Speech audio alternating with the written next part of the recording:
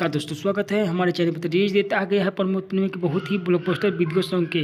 तो आप लोग जानिए कि चैनल पर सॉन्ग रिलीज होगा और कब होगा, रुआत से जिया, इसी सॉन्ग के बारे में आज हम बताने वाले हैं। बहुत ही ब्लॉकबस्टर सॉन्ग रिलीज होने जा रहा है, तो आप लोग जानिए कि चैनल पर सॉन्ग का वीडियो रिलीज होगा और कब होगा।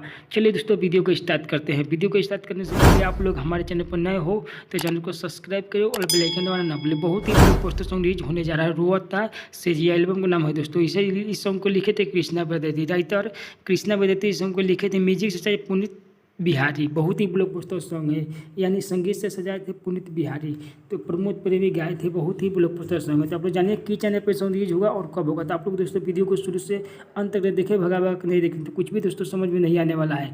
आप लोग जानिए कि चैनल पर सॉन्ग रिलीज हुआ था, तो आप लोग वीडियो को दोस्तों शुरू से अंत तक देखें। इस सॉन्ग को कल सुबह रिलीज कर दिया जाएगा 5:45 पर जज म्यूजिक वर्ल्ड प्रेजेंट पर, तो आप लोग देखना ना भूलें।